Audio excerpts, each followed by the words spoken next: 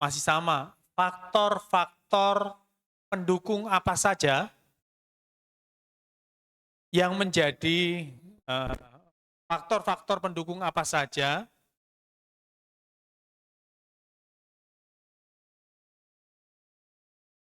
agar kita dapat berjalan dengan Yesus dalam perayaan Ekaristi. Nah, jadi tadi itu faktor penghambatnya, kalau yang ini faktor pendukungnya, berjalan dengan Yesus dalam perayaan Ekaristi. Ya, saya ulangi, tadi yang pertama faktor penghambat, sekarang faktor pendukung nih. Faktor pendukung bagi kita untuk berjalan bersama dengan Yesus dalam perayaan Ekaristi. Jelas? Jelas. Butuh waktu berapa menit untuk diskusi? Hah? 5 menit? 5 menit. Oke. 5 menit saya kasih waktu. Sekarang diskusi ya. Ya 10 menit lah, 10 menit. 10 menit. Ngomong dengan teman-temannya sebelah kanan kiri. Kira-kira apa aja disebutkan? Power kurang. Ini power. Ada power. Power lagi. Ya. Penguatnya. Jelas ya? Jadi 2 pertanyaan ini.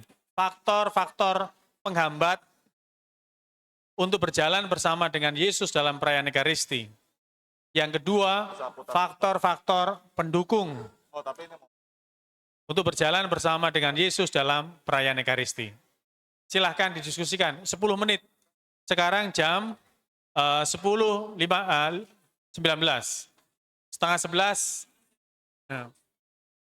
Ya, diskusi bareng-bareng. Satu kelompok nanti.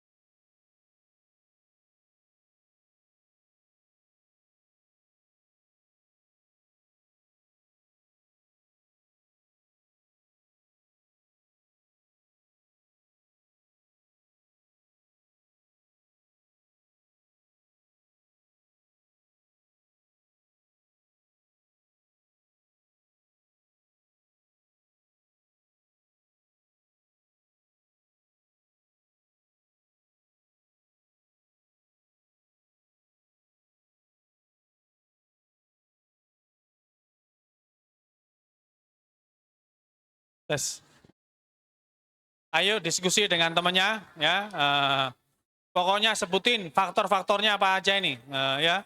Faktor-faktor pendukungnya apa aja, faktor penghambatnya apa aja, ditulis ya, ditulis.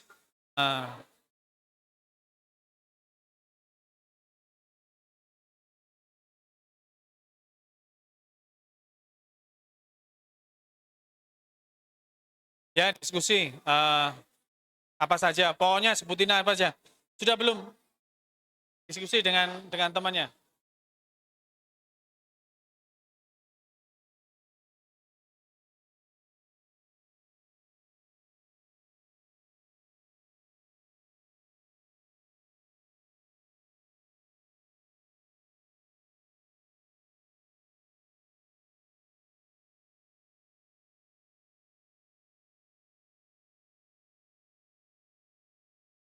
Delapan menit lagi.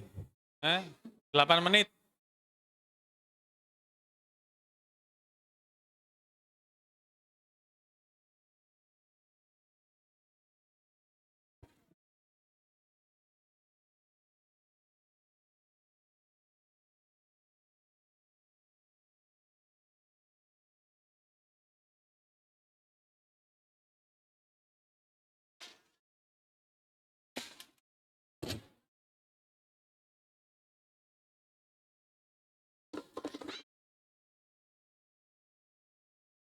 Pokoknya tulis saja yang banyak, faktornya apa aja, faktor pendukungnya, ya.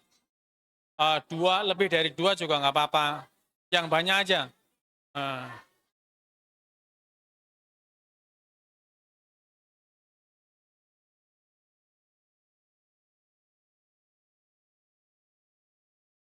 ya.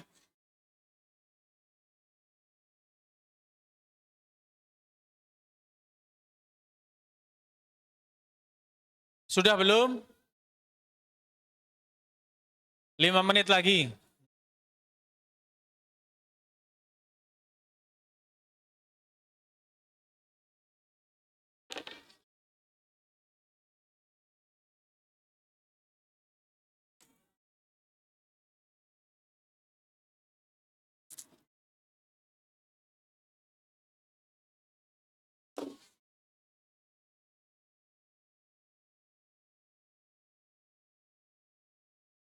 Ayo cepat, cepetan.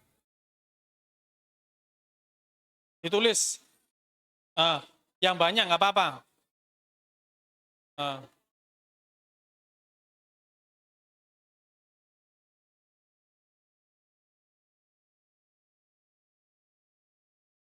Jadi dibicarakan ke teman-temannya. Kira-kira apa nih?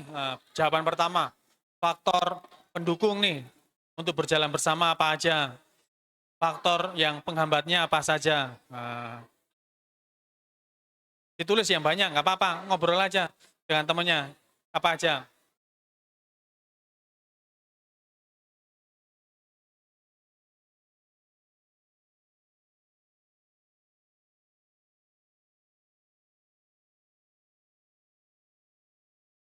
Sudah? Yang sudah? Angkat tangan. Yang sudah? Oke, masih ada yang banyak yang belum ya. Oke, kita tunggu yang lain.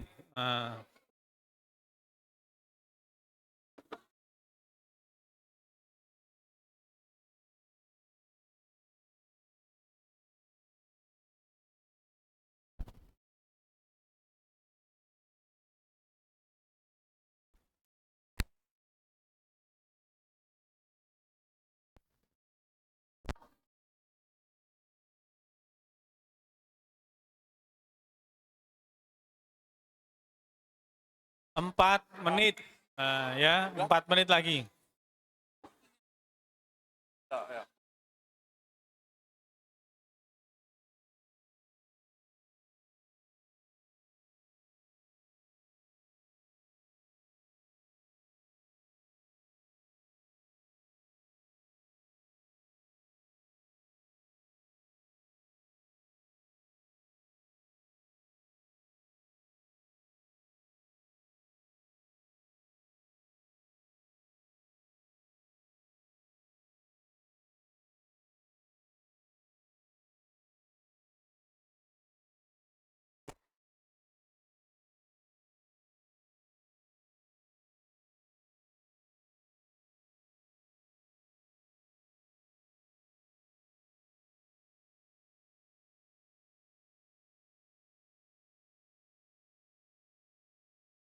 3 menit.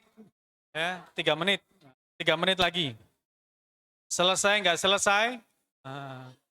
Nanti Roma akan tanya. Ya.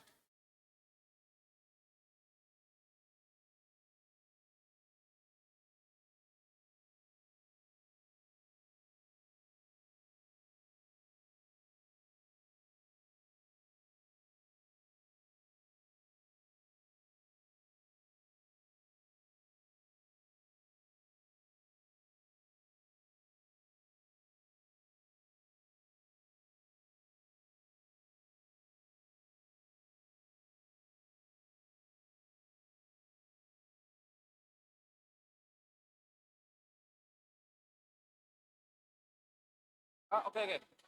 Oke, sudah ya? Yang belum, angkat tangan. Yang belum. Oke. 2 menit lagi, 2 menit.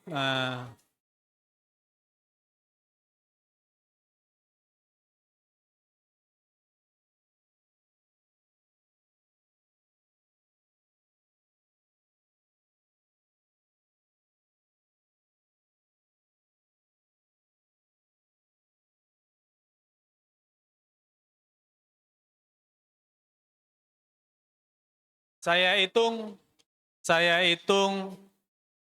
dari angka 10 sampai 0 ya. 10, 9, 8, 7, 6, 5, 4, 2, 3, 2, 1. Oke. Ya. Oke. Sekarang Romo mau tanya kepada kalian nih. Coba sebutkan tadi itu ya. Faktor penghambat di dalam perayaan Ekaristi. Oke. Silahkan ngomong. Apa? Malas. Oke. Apa? Bising. Main. Bisik-bisik ya. Apa? Tidak berpartisipasi dalam perayaan. Hah? Ngobrol saat Ekaristi. Malas mendengarkan, berbicara dengan teman. Yang ini? Apa? Malas berdoa, tidak baca kitab suci. Oke.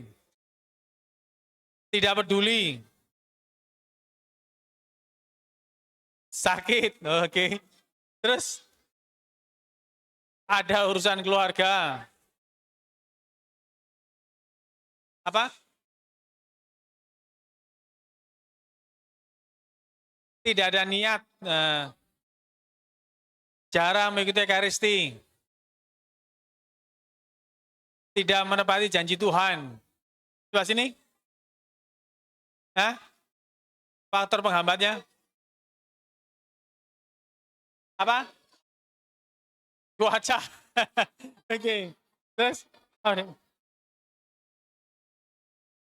Ribut saat misa telat bangun. Oke. Ya. Adik-adik. Oke. Tadi yang kalian sebutkan itu faktor-faktor penghambat. Nanti Roma akan bicarakan tentang hal itu. Yang berikutnya, kan ada 2 pertanyaan ya. Pertanyaan kedua, faktor pendukung. Sebentar, dari belakang, tadi dari depan kan. Siapa? Faktor pendukungnya apa aja? Tenang dulu. Apa? Tanda tangan. Apa? Persepuluhan. Apa? Mendengarkan. Sopan. Mengikuti aturan gereja. Mendengarkan firman Tuhan. Menerima tubuh dan darah Tuhan. Peduli. Rajin membaca kitab suci. Apa? Mengajak orang lain ke gereja ya. Rajin misa. Dukungan dari Roh Kudus.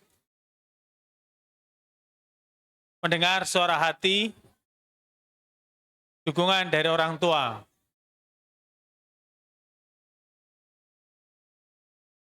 Oke, mendengarkan suara Yesus. Yang sebelah sana. Apa?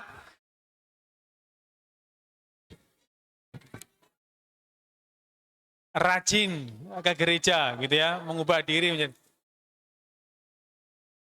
mendengarkan lagu rohani. Rajin berdoa. Oke, itu kalian tadi sudah merenungkan bersama ya, bagaimana kita bisa berjalan bersama Yesus dalam Ekaristi. Sekarang balik Balik ke di sini, menghadap ke depan.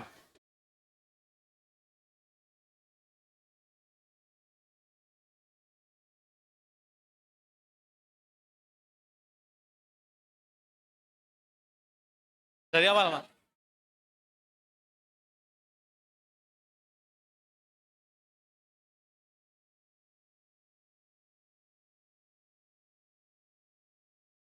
Ya,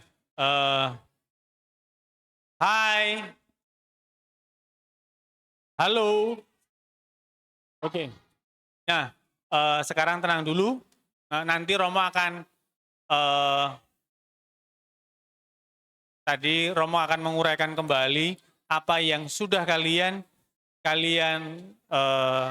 diskusikan di dalam kelompok bersama tadi itu ya.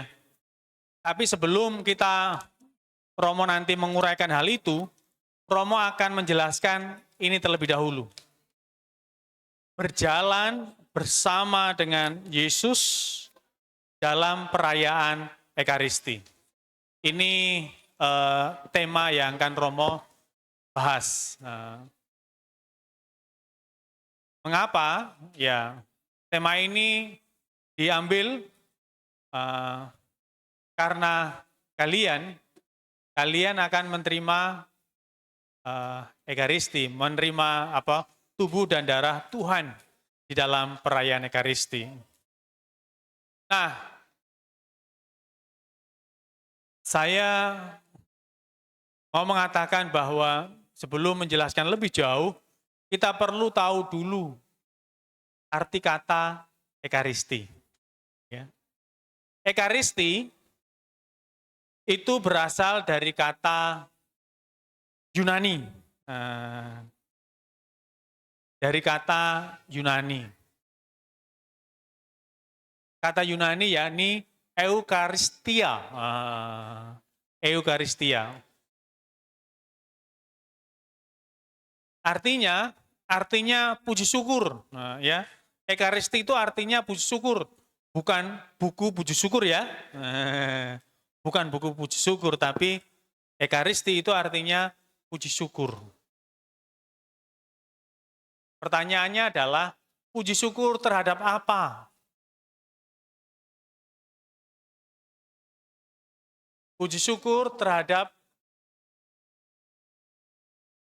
kasih karunia Allah atas yang terlaksana melalui Yesus Kristus.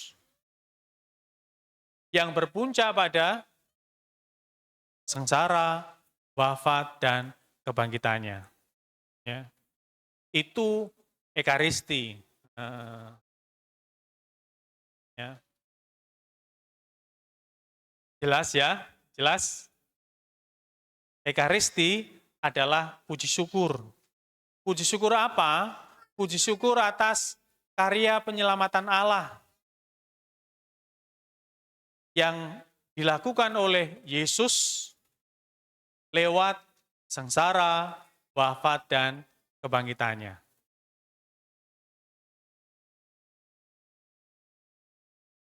Dan ketika kita merayakan Ekaristi, kita merayakan misteri Kristus itu. Karenanya ketika kita merayakan Ekaristi, baik di dalam KBG, di rumah kita masing-masing, maupun juga di wilayah, di kapela, di gereja, kita merayakan misteri Kristus itu. Misteri Kristus, sengsara, wafat, dan kebangkitannya. Nah, di dalam ada banyak istilah-istilah yang muncul dalam perayaan Ekaristi. Ya. Kita kerap kali menggunakan istilah-istilah itu. Misalnya, kita kadang-kadang memakai istilah, yuk ikut misa, ya toh? Orang tua mengatakan, ayo cepat-cepat bangun pagi-pagi, kita mengikuti misa.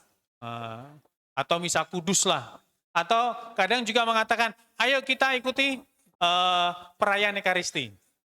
Ada banyak sekali kata baik misa maupun Ekaristi itu sama. Ya. Kata misa ini dari kata perutusan yang artinya dalam bahasa Latin ite missa es. Pergilah kalian semua diutus. Ya, itu kata yang dipakai dalam perayaan Ekaristi. Pada saat terakhir kita merayakan Ekaristi. Tadi kalian sudah mengikuti Ekaristi?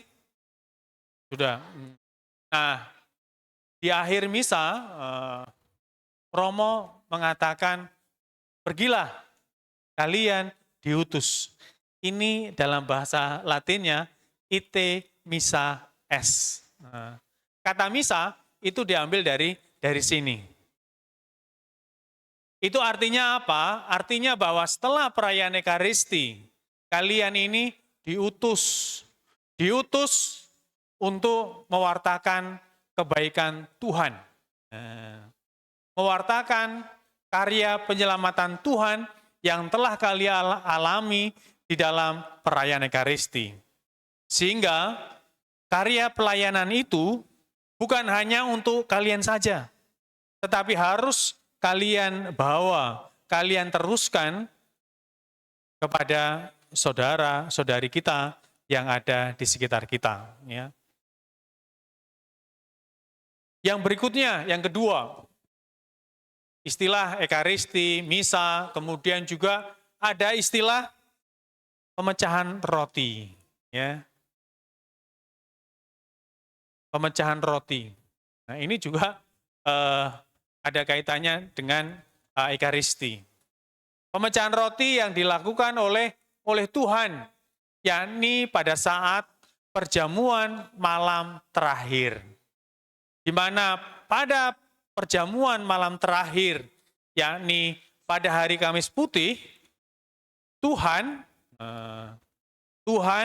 itu menginstitusi, melembagakan, membuat perayaan Ekaristi, gitu ya, melembagakan Ekaristi.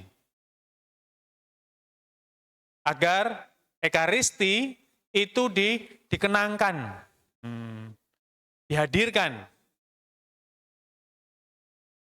hingga saat ini. Yang berikutnya, tadi ada istilah Ekaristi, kemudian misa, pemecahan roti, dan juga ada istilah perjamuan kudus atau Dominika Cena. Kalau orang-orang Kristen, orang-orang Kristen, Kristen Protestan lah, Kristen apapun, mereka kerap kali menggunakan istilah ini. Istilah perjamuan kudus. Mungkin teman kalian ada yang Kristen ya, dari Protestan. Mereka kalau hari Minggu, mereka mengatakan, aku mau pergi ke perjamuan kudus, perjamuan Tuhan. Itu biasa mereka mengatakan seperti itu. Jadi nanti jangan kaget, jangan bingung kalau ada teman kalian yang ngomong perjamuan kudus, perjamuan Tuhan. Nah ini diambil dari Paulus sendiri yang berbicara tentang jamuan Tuhan. Di mana di dalam perjamuan Tuhan ini Tuhan sebagai tuannya, Tuhan sebagai majikan yang mengundang Anda dan saya untuk mengikuti perayaan Ekaristi. Dan kalian yang datang itu adalah undangannya. Dan Tuhan bukan hanya yang pengundang, tetapi dia juga menjadi santapannya. Ya, jelas ya? Jelas? Saya ulangi lagi. Perjamuan Tuhan itu diambil dari kata-kata Paulus. Dan Paulus di sini menekankan Tuhan sebagai yang mengundang, sekaligus Tuhan sebagai kurban, kurban di dalam perayaan Ekaristi itu. Dan kita, Anda semua, itu sebagai undangannya. Ini masih kembali bicara tentang Ekaristi. Ekaristi perjamuan makan dengan Yesus sebagai tanda kehadiran Allah. Ya. Ekaristi sebagai perjamuan makan bersama dengan Tuhan yang menghadirkan kerajaan Allah.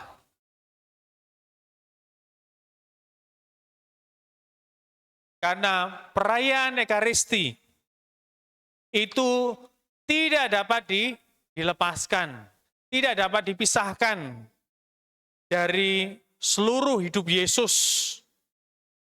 baik karya dan juga tugas perutusannya yang mana Yesus mewartakan kerajaan Allah. Ketika Yesus mewartakan kerajaan Allah, ketika Yesus mewartakan kabar baik, di sana dia juga mewartakan kerajaan Allah. Dan kehadiran dia, hidupnya dia ini juga menghadirkan kerajaan Allah. Maka perayaan Ekaristi ini selalu dihubungkan dengan karya dan juga hidup Yesus yang menghadirkan kerajaan Allah. Dan kita tahu Yesus yang mewartakan kerajaan Allahnya itu lewat sabdanya, lewat wartaannya, lewat hal-hal baik yang ia lakukan di dalam karya-karyanya itu. Jadi Yesus itu mewartakan kerajaan Allah di dalam ajaran-ajaran dia. Dan juga di dalam mukjizat-mukjizat penyembuhan yang Tuhan lakukan. Dan kita kita kerap kali juga mendengarkan di dalam sabda Tuhan, Yesus yang makan bersama dengan orang-orang berdosa, gitu ya. Siapa orang berdosa yang makan dengan Yesus? Bukan Yudas Iskariot. Siapa orang berdosa yang makan bersama dengan Yesus? Siapa? Sakius, misalnya salah satunya adalah Sakius, ya. Sakius pemungut cukai. Nah, Sakius ini dicap sebagai orang berdosa. Tetapi ketika Sakius mengundang Yesus untuk makan bersama dengannya, Yesus ikut makan bersama dengan Sakius itu dan juga orang berdosa lainnya. Di sini, ini juga menggambarkan akan belas kasih Allah sendiri. Ya, nampak di dalam tindakan Yesus yang makan bersama dengan orang berdosa itu. Selanjutnya, yang kedua, Ekaristi sebagai kebersamaan dengan Kristus. Ya. Ekaristi sebagai kebersamaan dengan Kristus. Dalam kebersamaan Ekaristi, Kristus menjadi Tuan, ya. dan sekaligus hidangannya. Seperti yang dikatakan Paulus gitu ya. Adalah surat yang ditulis oleh Paulus.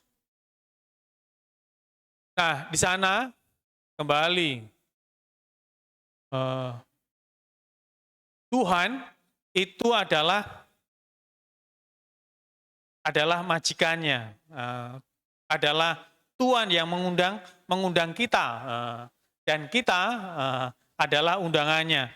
Dan Tuhan sendiri juga adalah hidangannya, adalah makanannya yang kita santap itu.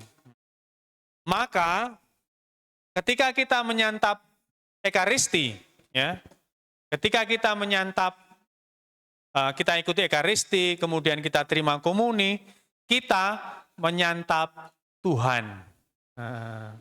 Ya, kita menyantap Tuhan, karena Tuhan adalah hidangannya, hidangannya yang akan kita santap itu.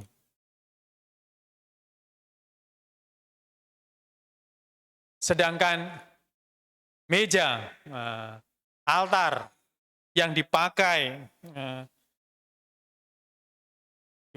untuk meletakkan persembahan, mengorbankan kurban Ekaristi. Ya, jadi altar adalah tempat mengorbankan kurban salib Tuhan yang tidak berdarah.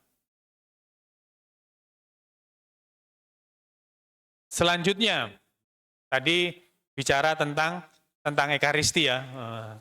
Kemudian sekarang buah-buah Ekaristi. Sebelum bicara tentang buah, saya mau tanya nih, apa sih buah Ekaristi itu? Yang tahu angkat tangan. Buah Ekaristi itu bukan buah Ekaristi, itu persembahannya, ya. Persembahannya yang dibawa di dalam Ekaristi adalah anggur. Buah atau buah Ekaristi maksudnya begini, apa yang kita terima setelah kita menerima Ekaristi. Jadi apa sih yang kita peroleh ketika kita menerima Ekaristi? Buahnya apa? Contoh ya. Ketika kalian dibaptis, ya, buah dari baptisan itu adalah kalian menjadi anak-anak Allah. Itu buah dari sakramen baptis. Kemudian juga kalian menjadi warga gereja. Dosa kalian itu dihapuskan, ya. Dosa asal, dosa pribadi itu dihapuskan. Kalian menjadi putra-putri kesayangan Allah. Nah, itu buah dari sakramen baptis. Sekarang Romo tanya nih, kalian semua sudah belajar komunitas? Jadi buahnya apa? Ini sudah belajar belum ini? Jadi buah Ekaristi apa? Buah dari sakramen Ekaristi. Kalau enggak lulus ini. Kita batalin ya. Bagaimana kakak pembina kita batalin? Jadi buahnya apa? Bukan anggur. Anggur ini kan bahan persembahan yang akan kita korbankan. Apa coba? Dipikir. Buahnya apa? Apa? Berkat Tuhan apa ini? Berkat Tuhan. Apa ya? Buahnya apa aja? Belum. Nah, tubuh dan darah Kristus itu ketika kita merayakan tubuh Tuhan, kita menerima tubuh dan darah Tuhan. Iya. Tetapi buah makna dari sakramen Ekaristi. Apa yang besar-besar ini? Buahnya apa?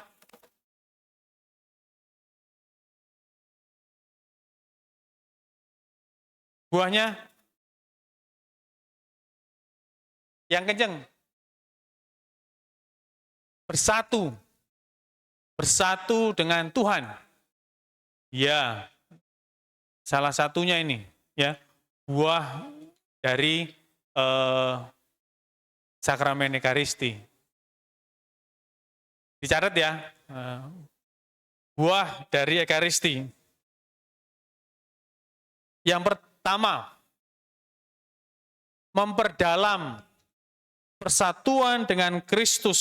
Nah, jadi ketika kalian menerima Ekaristi, kalian ini bersatu dengan Kristus. Ini kalian mesti tahu ya. Ya. Jadi kalau kalian nanti menerima tubuh dan darah Tuhan, kalian buahnya apa? Ya kalian ingin mengalami persekutuan, komunio seperti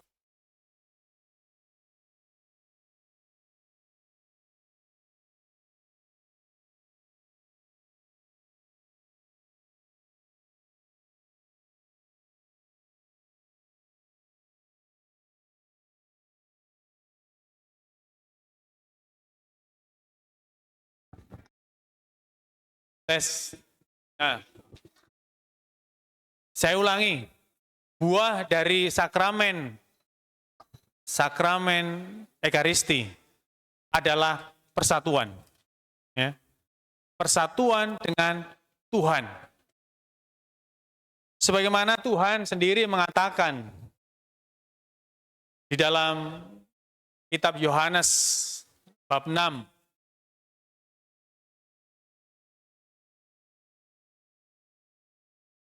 barang siapa makan dagingku dan minum darahku, ia tinggal dalam aku dan aku di dalam dia.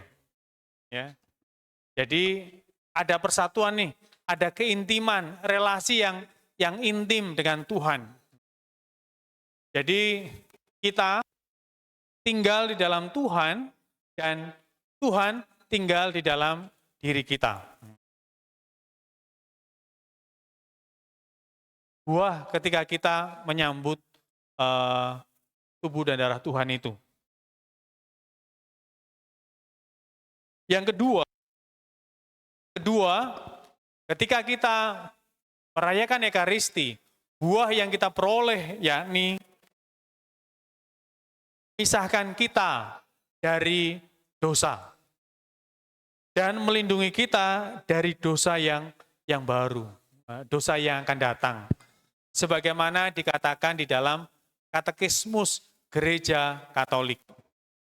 Maksudnya apa? Maksudnya kita ini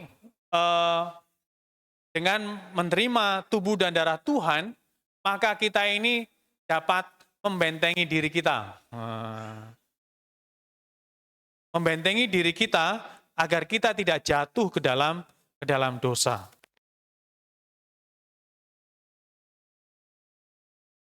Jadi kita menjadi kuat, kita tidak jatuh ke dalam dosa ya.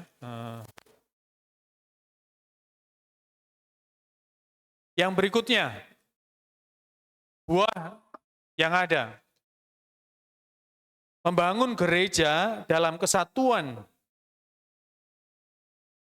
Kesatuan di dalam gereja yang masih bersiarah, sudah jaya, dan juga di dalam api pencucian. Maksudnya begini, bahwa ketika kita merayakan perayaan Ekaristi, kita juga membangun persekutuan dengan 3 gereja. Ya. Gereja yang bersiarah, yakni Anda ini, kalian, saya, kita ini sedang bersiarah. Kita bersatu dengan gereja yang bersiarah. Tetapi juga kita bersatu dengan gereja yang menderita cucian. Ya, mereka yang telah menghadap Bapa di surga, tetapi belum masuk ke dalam surga. Jadi masih berada di api pencucian. Gereja yang menderita. Dan yang terakhir, kita bersatu dengan gereja yang mulia, gereja yang jaya, yakni para kudus dan juga saudara-saudari kita, para leluhur kita yang telah masuk ke dalam hidup abadi. Jadi kesatuannya jelas, ya. 3 gereja ini. Yang berikutnya, buah dari Ekaristi. Kita ini solider, ya, solider, ya. Solider atau setia kawan, gitu ya. Setia kawan terhadap saudara-saudari kita yang menderita, yang miskin. Ya. Jadi ketika kita merayakan Ekaristi, kalian ini solider.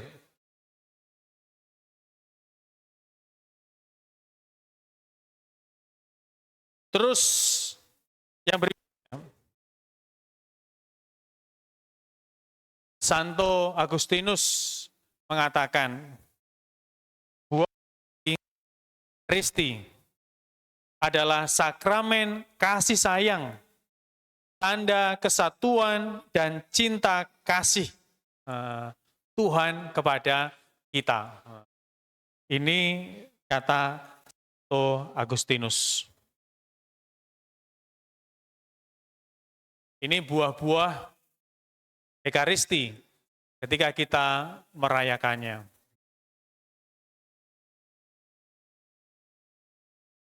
Selanjutnya, Ekaristi sebagai kurban. Sebagai kurban. Ekaristi sebagai kurban, maksudnya Ekaristi menghadirkan kembali kurban Yesus yang berdarah di salib secara tidak berdarah di altar. Ini menyatukan juga kurban diri kita pada kurban Kristus agar berkenan kepadanya. Maksudnya begini, dulu Kristus itu mengorbankan hidupnya, mengorbankan dirinya di atas kayu salib. Dan pengorbanan Kristus ini, pengorbanan sekali untuk selama-lamanya, gitu ya. Dan kurban yang dilakukan Kristus ini, kurbannya berdarah-darah. Ia meneteskan darah, mengalirkan darah, sehingga ia wafat di kayu salib. Pada Perjanjian Lama, sebelum Yesus mengorbankan hidupnya sekali di kayu salib, imam-imam agung pada waktu itu, mereka juga mengorbankan persembahan. Jadi ia kerap kali mengorbankan persembahan setiap saat, gitu ya, imam agung itu. Tetapi Kristus hanya sekali dia mengorbankan hidupnya sampai selama-lamanya. Dan Ekaristi yang kita rayakan setiap hari maupun juga hari Minggu mau menggambarkan kurban bahwa Tuhan di altar, kurban yang tidak berdarah. Jadi kita mengorbankan kurban Tuhan, kurban yang sama, tetapi tidak berdarah lagi. Kalau Kristus berdarah, ketika kita merayakan Ekaristi, kita mengorbankan kurban salib Tuhan di altar tanpa darah. Dan Tuhan mengatakan begini, karena begitu besar kasih Allah akan dunia ini, sehingga ia telah mengaruniakan anaknya. Jadi Tuhan Allah karena cinta kepada dunia, kepada kalian, kepada saya, maka Tuhan ini mengaruniakan anaknya kepada kita, agar kita ini selamat. Kurban salib untuk menyelamatkan kita.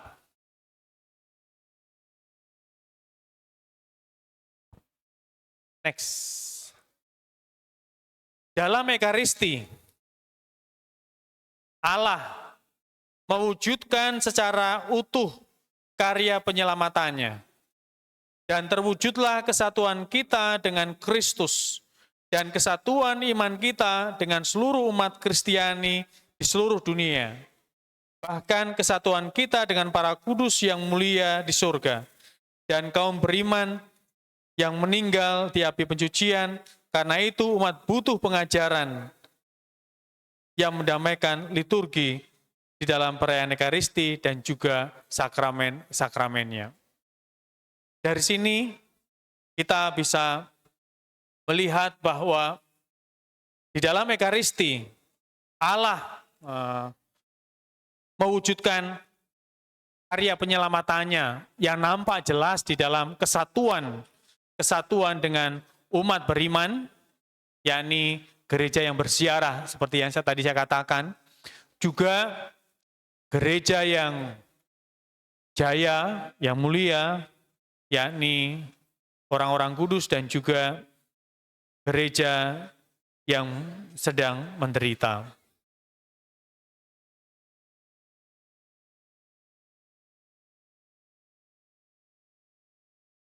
Saya akan melompat terkait dengan apa tentang perayaan Ekaristi. Ya. Jadi adik-adik, ini ada beberapa ungkapan orang suci tentang Ekaristi. Di sana dikatakan begini.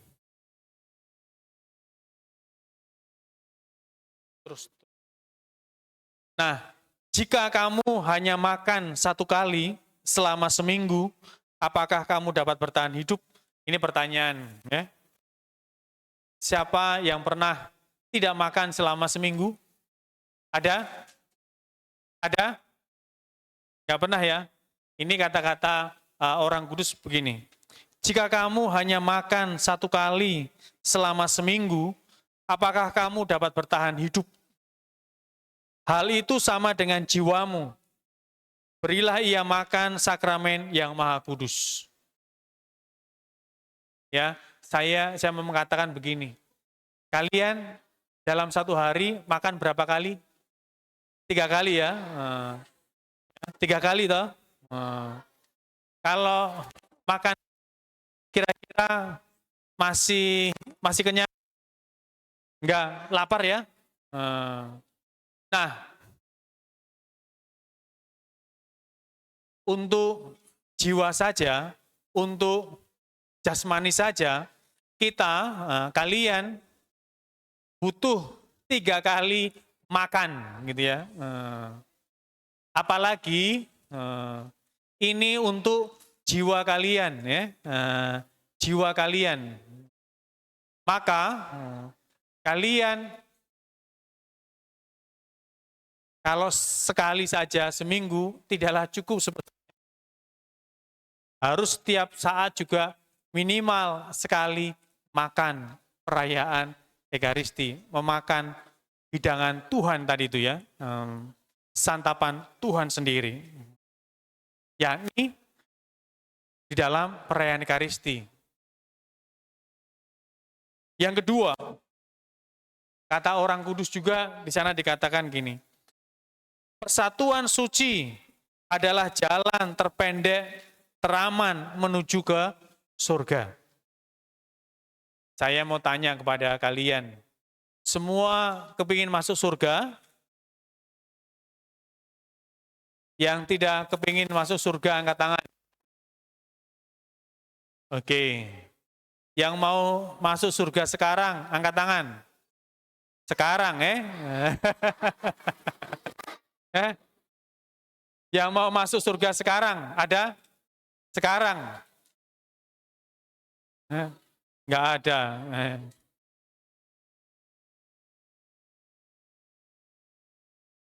Adik-adik, ya, almarhum Paus Pius ke-10, dia mengatakan, ya, Ekaristi ini, ya, Ekaristi itu menjadi jalan terpendek, ya, jalan yang aman untuk masuk ke surga. Maksudnya apa? Kalau kalian, ya, kalian setia mengikuti Ekaristi, kalian ini akan masuk ke surga. Amin. Jadi nanti ya, kalian kalau seandainya setelah terima komuni pertama, harus rajin untuk menerima Ekaristi. Tadi seperti yang Romo katakan ya, Yohanes 6 di sana dikatakan, makan dan minum dagingku, ia akan mempunyai hidup yang kekal. Jadi intinya apa? Ini menjadi jalan yang terpendek, jalan yang aman untuk masuk ke dalam keabadian. Halo? Hai.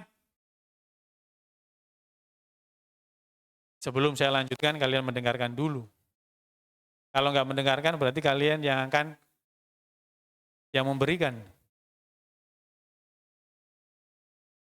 Yang berikutnya,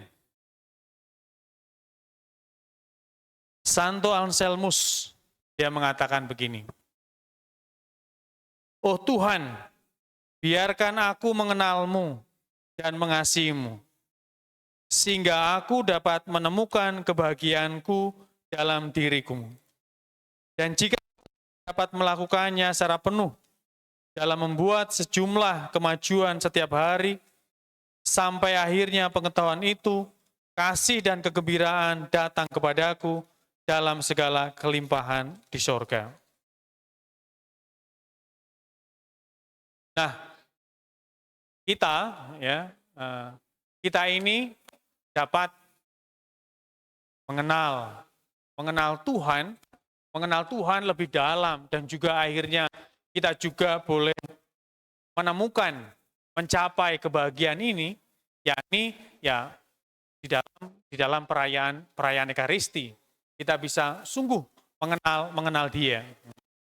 Kalau kalian mengenal Dia, maka kalian juga akhirnya akan mencintai Dia. Karena sebagaimana dikatakan oleh Santo Hieronymus, dikatakan begini, ketidaktahuan kita akan Ekaristi, kita ini menjadi tidak tahu akan Kristus. Di dalam Ekaristi, ketika kita merayakan Ekaristi, di sana kita juga membaca sabda Tuhan. Sehingga ketika kita membaca firman Tuhan, maka kita akan semakin mengenal Tuhan. Dan juga kita akan menemukan kebahagiaan di dalamnya. Yang berikutnya, hati seorang Kristen yang percaya dan merasakan tidak akan dapat melewati kerja keras dan kekurangan orang-orang miskin tanpa membantunya. Saya lanjutkan. Teresia dari Lisieux, akhirnya saya menemukan panggilan saya. Panggilan saya adalah kasih. Ya. Nah, di dalam perayaan Ekaristi, kita dapat menemukan panggilan kita. Panggilan kita, ya, dikatakan Theresia Lisieux, yakni kasih. Allah yang adalah kasih, gitu ya. Dan ia sungguh mengasihi Anda dan saya. Dan akhirnya ia meminta kita juga untuk menjadi agen kasihnya sendiri.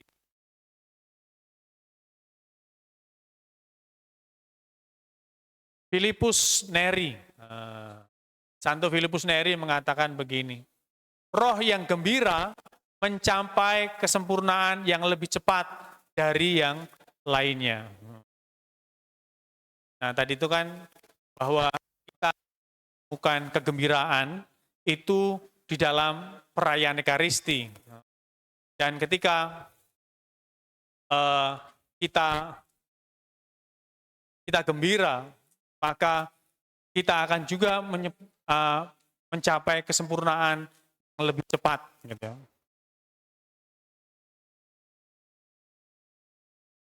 Yang berikutnya, Theresia dari Avila. Theresia dari Avila mengatakan begini, Kristus tidak punya tubuh sekarang di dunia, namun ia punya tubuh. Tidak punya tangan, namun ia punya tanganmu. Tidak punya kaki, namun ia punya kakimu. Kamu adalah mata lewat belas kasih Kristus, memandang ke dunia. Kamu adalah kaki, dengan mana ia pergi untuk melakukan perbuatan baik. Dan kamu adalah tangan yang akan ia gunakan untuk memberkati kita sekarang. Ini menarik gitu ya, bahwa kalian ini adalah tangan, tubuh, kaki, mata dari Kristus sendiri. Karena Kristus dikatakan dia tidak punya tubuh dan kalian adalah tubuhnya. Kristus tidak punya kaki, kalian ini adalah kakinya yang mengarahkan kita untuk melakukan karya-karya baik. Dan kalian adalah tangan Kristus, karena yang akan dipakai oleh Kristus untuk memberkati sesama. Jadi kalian adalah tubuh Kristus, tangan Kristus, dan juga kaki dari Kristus sendiri.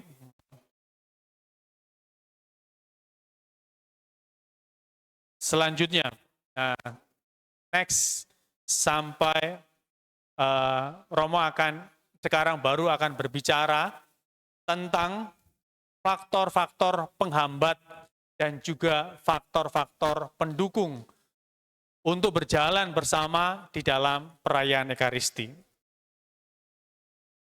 Faktor penghambat. Faktor penghambat seperti yang sudah kalian tadi diskusikan bersama ya di dalam perayaan Ekaristi.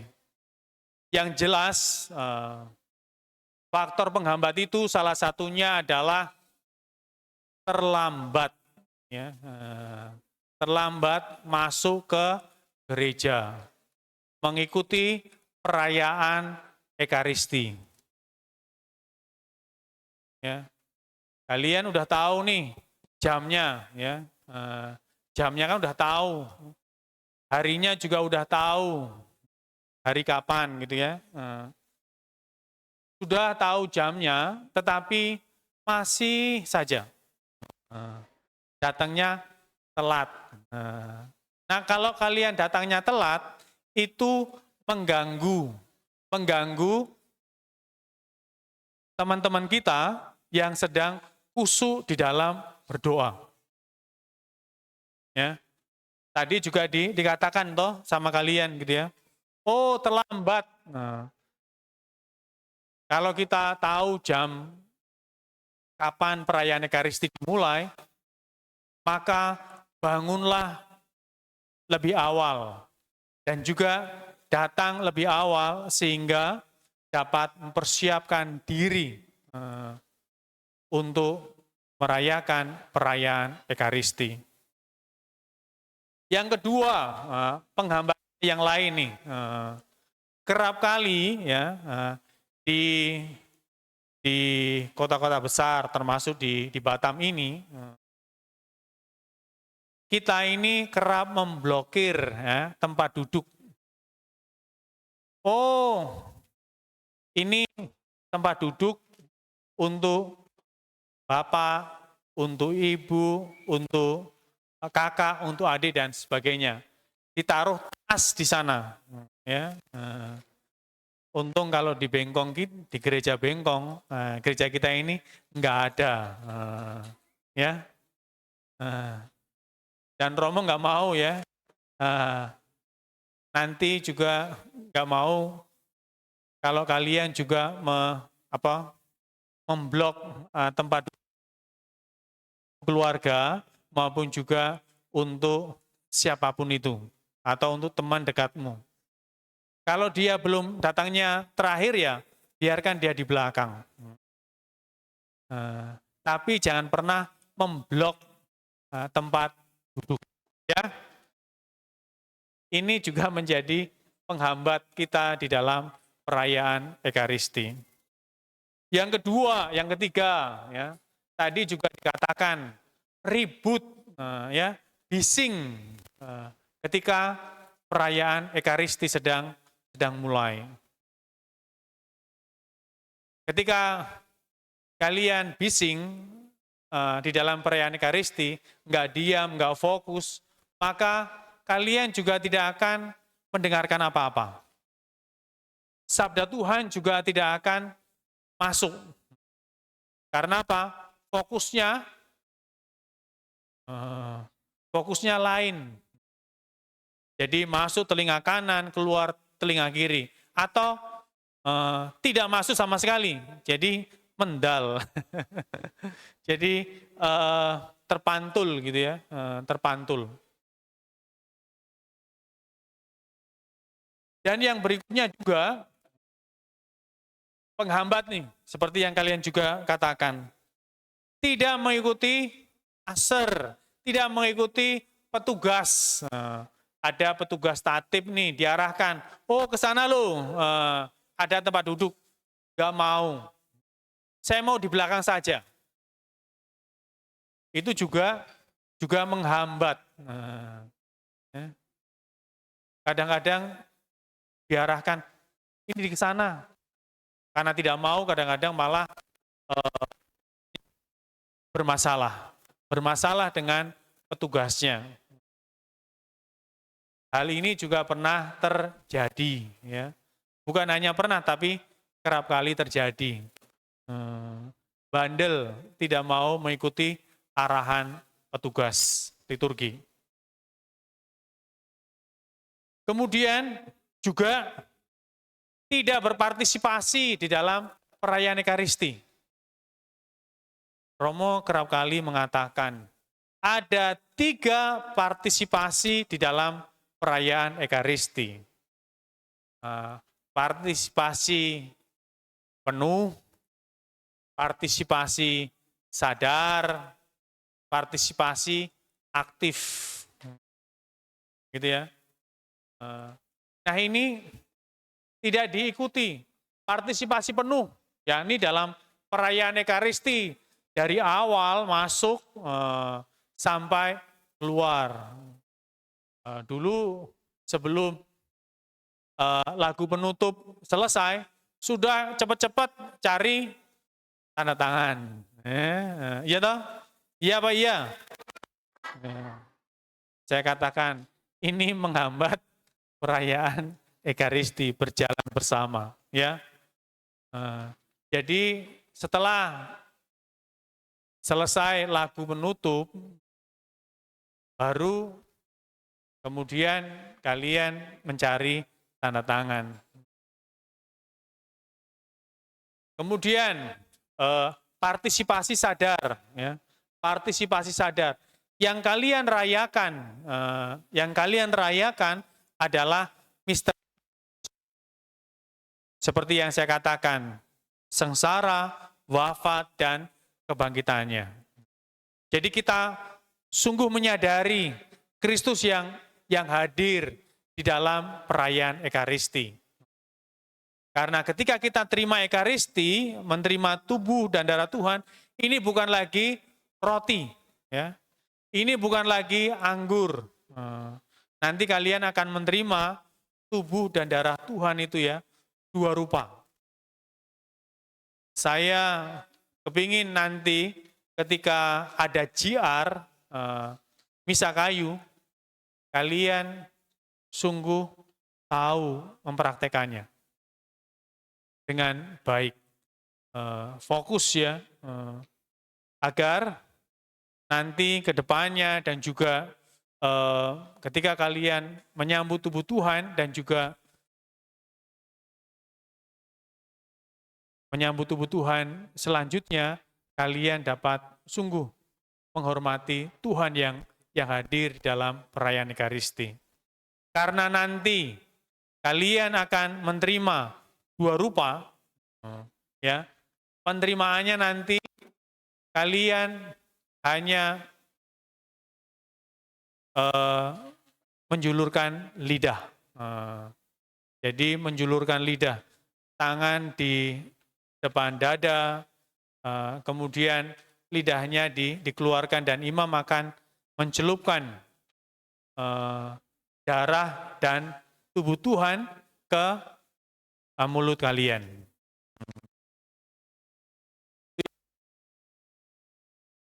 Untuk yang pertama kali.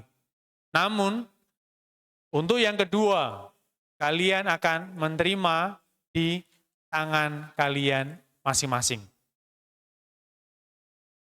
Selanjutnya, partisipasi aktif, ya. Partisipasi aktif. Partisipasi aktif maksudnya bahwa kalian ini mengikuti baik tata gerak yang ada di dalam perayaan Ekaristi. Ketika saatnya semua berlutut, kalian juga berlutut. Jangan sampai saatnya berlutut ada yang duduk atau malah berdiri. Melainkan duduk saat mendengarkan sabda, gitu ya, sabda dibacakan, maka kalian harus mendengarkan itu, mendengarkan sabda Tuhan itu. Dan pada saat berdiri, ya kalian semua berdiri, jangan ada yang duduk maupun juga berlutut. Kemudian, yang tadi Romo katakan, meninggalkan gereja, ya, berkaitan dengan partisipasi penuh. Meninggalkan gereja setelah lagu penutup selesai. Jadi kalau sebelum lagu penutup, jangan pulang dulu. Tapi setelah lagu penutup, baru kalian keluar dari gereja. Yang berikutnya, faktor-faktor yang mendukung berjalan bersama dalam perayaan Ekaristi. Yang pertama adalah perlunya persiapan batin. Ya. Jadi kalau kalian datang ke gereja lebih awal, kalian langsung berdoa, persiapkan batin dengan baik, agar nanti dapat memberi ruang dalam hati agar Tuhan bertahta di dalam hidup kalian masing-masing. Agar kalian sungguh siap untuk menyambut Tuhan. Jangan sampai tidak siap menyambut Tuhan. Ya. Jadi perlu persiapan batin. Jangan asal-asalan. Yang kedua, berpuasa. Ya. Puasa minimal nih 1 jam sebelum menerima komuni pertama, bukan komuni pertama, menerima komuni. Saya melihat ya, masih ada dari kalian, kadang-kadang ada yang bawa makanan, promo kadang-kadang prihatin gitu ya. Ya, ada ya, 1-2 yang sering bawa makanan ke gereja pada saat Ekaristi, angkat tangan. Gak ada ya? Oh, berarti adik kalian berarti ya. Ya,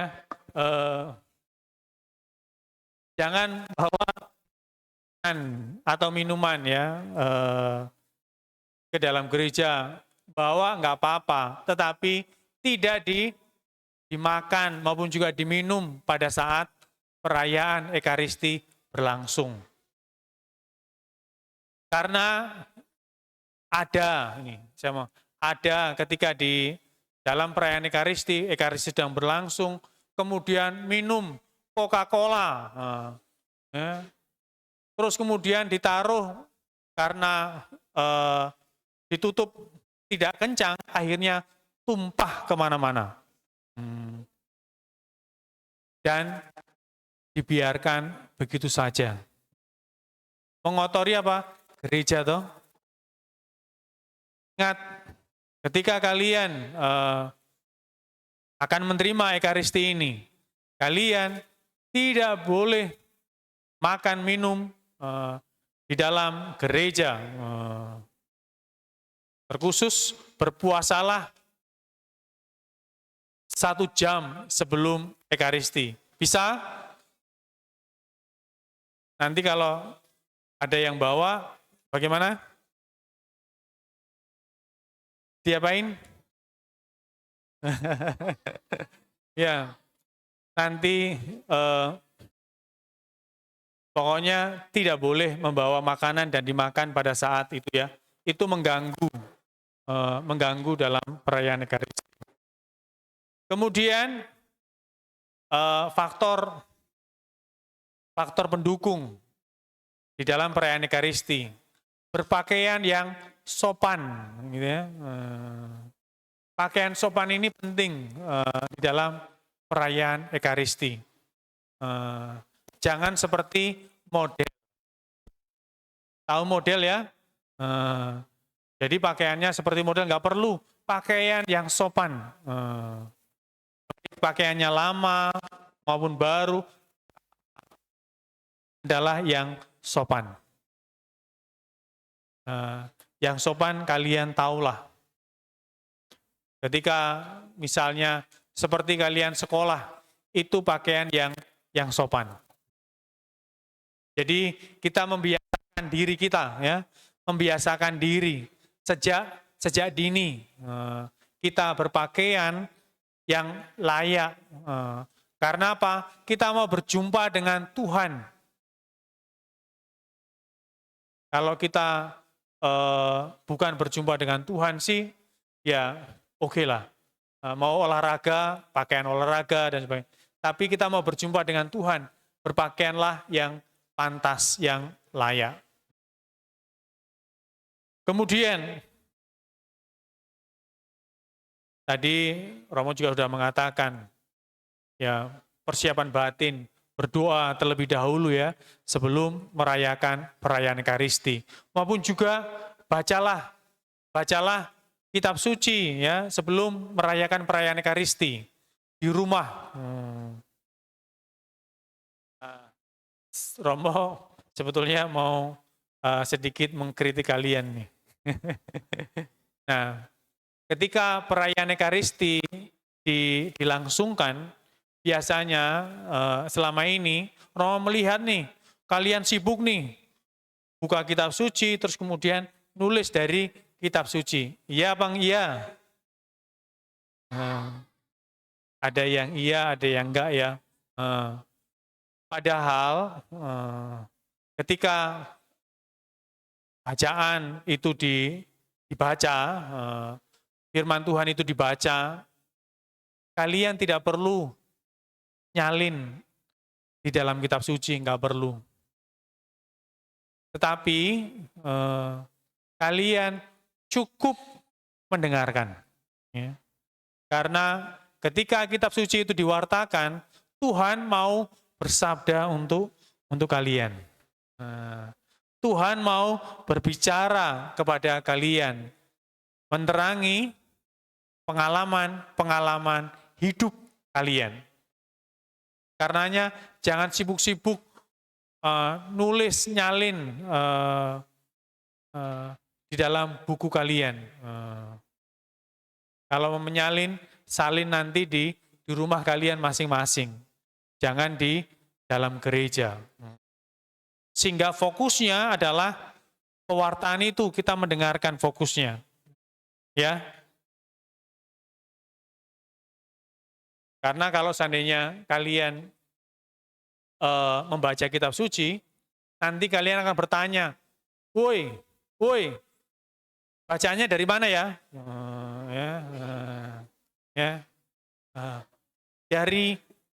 Dari Korintus bab 7.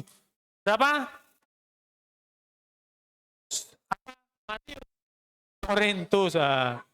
Akan bertanya, akan ngobrol akhirnya. Ya. Ini nggak usah dilakukan lagi. Jadi nanti mulai hari ini ya cukup didengarkan apa yang dibaca atau juga pada saat imamnya itu berkhotbah, tulis saja sedikit yang dikatakan oleh imamnya. Yang berikutnya, faktor yang mendukung nih, mematikan HP, ya, matikan HP pada saat perayaan Ekaristi. Ya.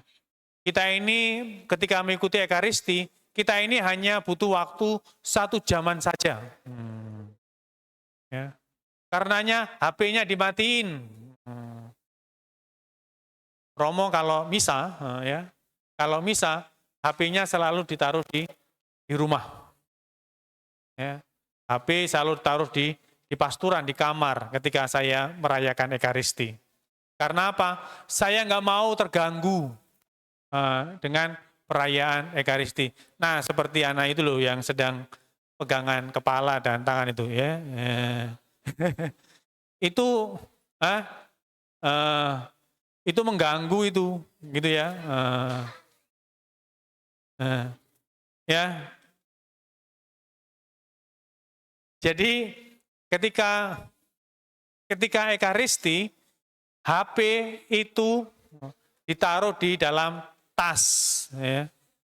Taruh dalam tas, di silent, sehingga apa? Tidak lagi ada gangguan gitu. Saya sering mengamati ya, orang sibuk dengan HP-nya padahal sudah masuk gereja. Pada saat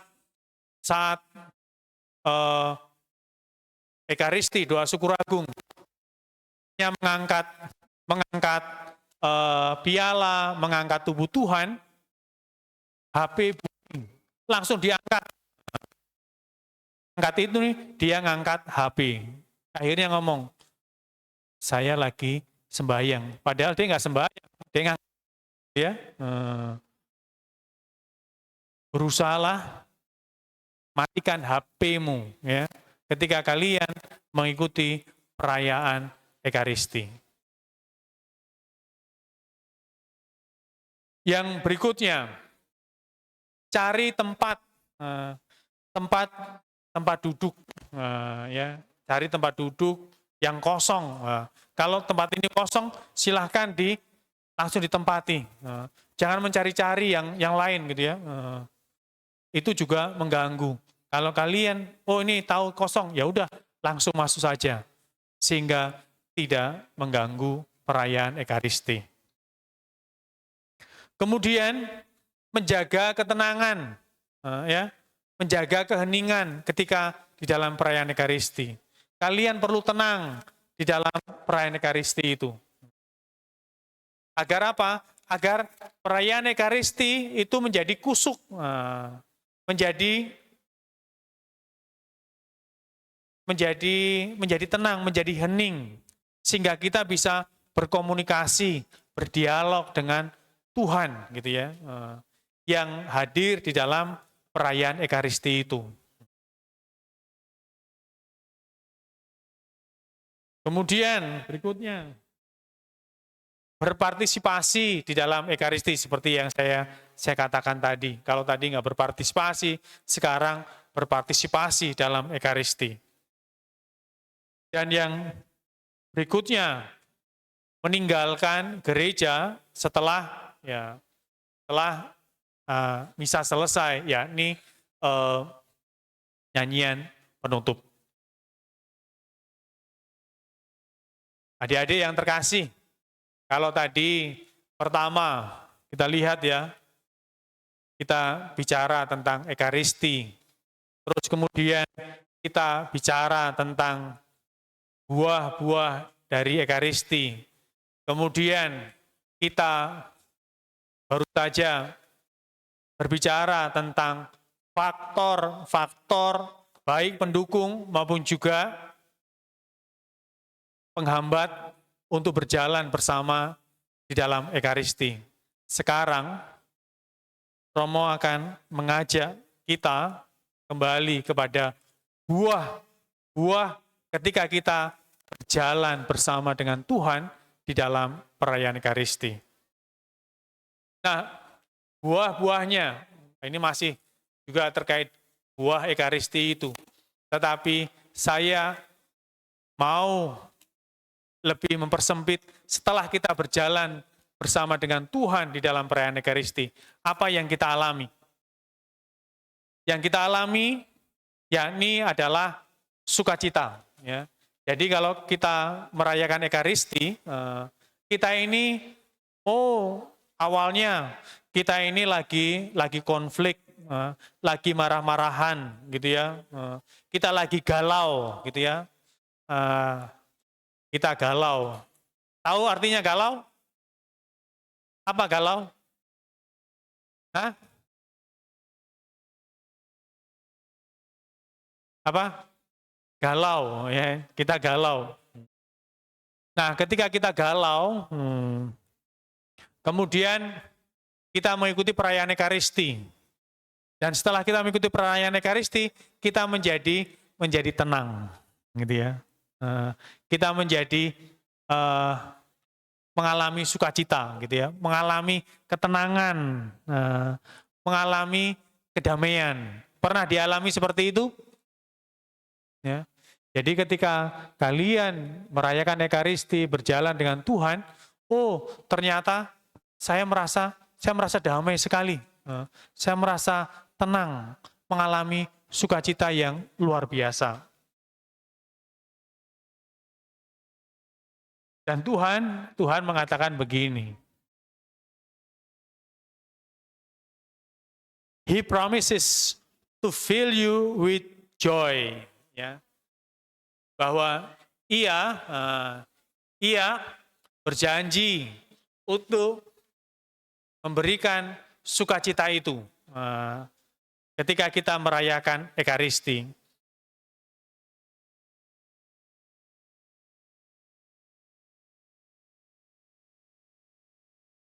Di dalam Mazmur 16 ayat 11, di sana dikatakan, Engkau akan beritahukan kepadaku jalan kehidupan. Di hadapanmu ada sukacita berlimpah. Di tangan kananmu ada nikmat senantiasa.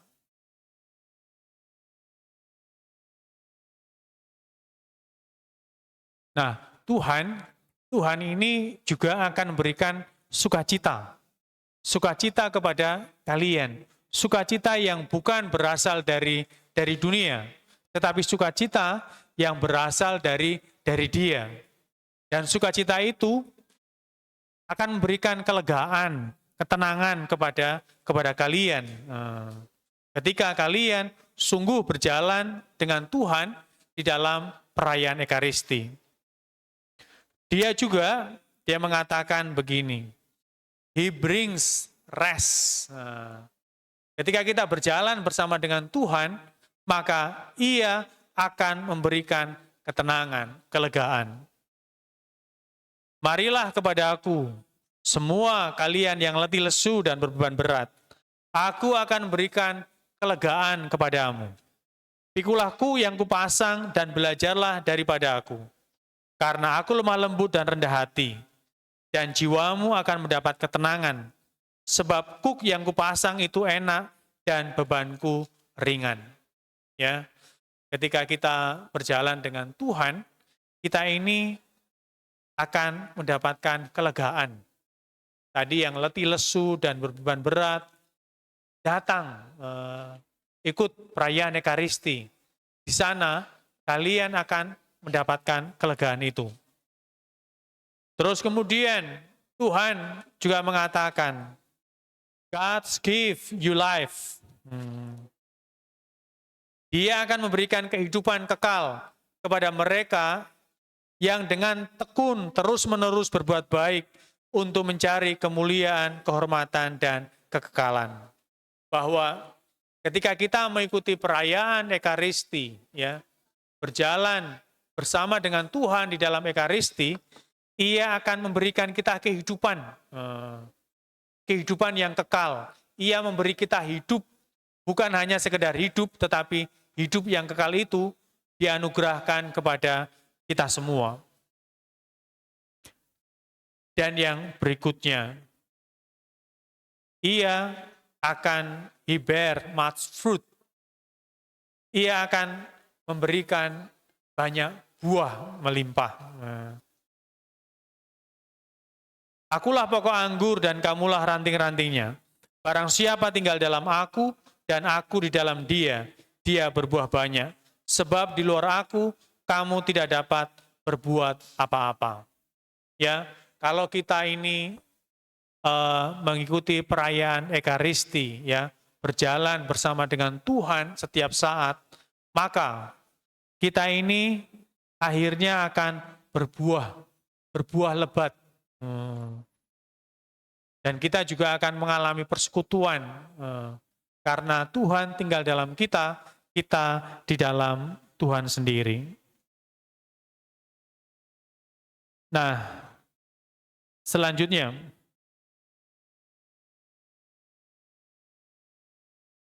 ini hanya hal-hal teknis terkait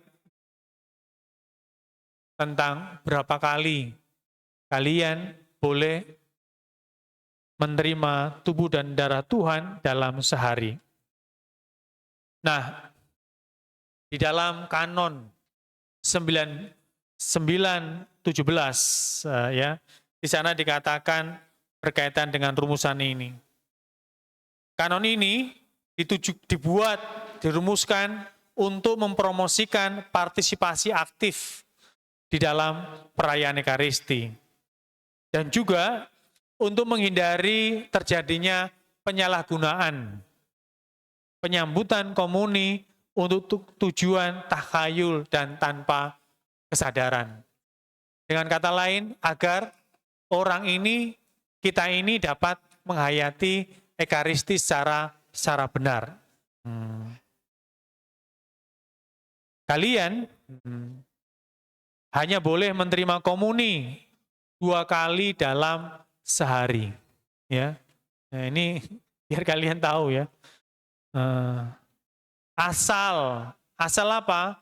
Asal kalian mengikuti atau berpartisipasi di dalam Ekaristi secara penuh. Kalau misalnya yang pertama kalian mengikuti secara penuh Ekaristi. Kemudian hari yang sama juga kalian hanya mengikuti pas bacaan, jangan terima komuni, ya. Melainkan ketika kalian mengikuti keduanya secara penuh, maka kalian diperbolehkan untuk menerima komuni itu. Dalam arti ini tidak dibenarkan menerima komuni untuk kedua kalinya di luar misa, kecuali untuk kasus viatikum. Maksudnya bahwa viatikum ini eh, pemberian komuni bagi mereka yang sedang sakit. Maka ketika kalian menjaga orang saudara yang sakit, terus kemudian prodiakon atau juga imam memberikan komuni kepada orang yang sakit dan juga kalian bisa terima.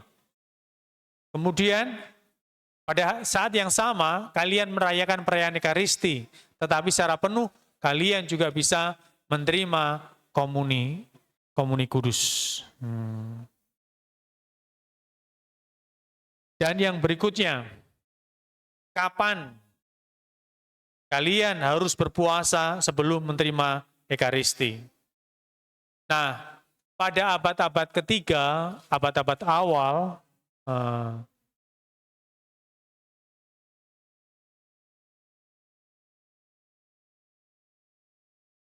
penerimaan komuni dengan berpuasa terlebih dahulu itu mempunyai tujuan, yakni tujuannya adalah persiapan spiritual dan juga tanda hormat.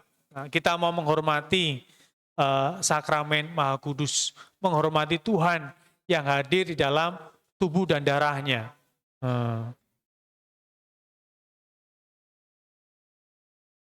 Sebetulnya berpuasa sebelum menyambut Ekaristi itu dimulai pada abad-abad pertengahan. Kemudian pada tahun 1957 di sana berpuasanya agak lama, yakni 3 jam. Kemudian sejak Konsili Vatikan kedua tahun 1964 kita sebelum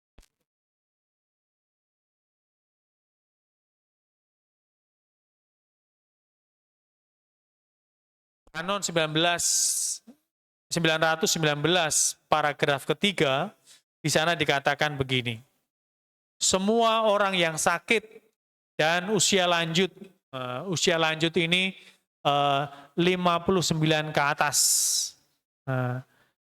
dan juga yang sedang mengurusi orang sakit dan usia lanjut tidak terikat oleh kewajiban untuk berpuasa sebelum Ekaristi. Jadi baik yang orang sakit maupun juga yang lanjut usia dan juga yang mengurusi orang sakit itu tidak punya kewajiban, tidak harus berpuasa sebelum perayaan Ekaristi, dan mereka dapat menerima tubuh dan darah Tuhan. Adik-adik yang terkasih, itu hal yang saya dapat bagikan agar kita dapat berjalan bersama dengan Tuhan di dalam perayaan Ekaristi. Terima kasih.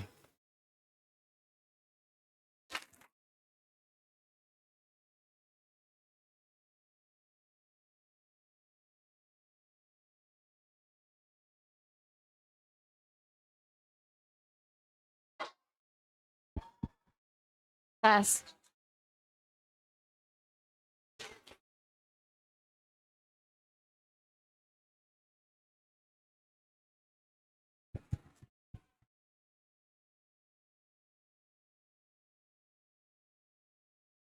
Oke.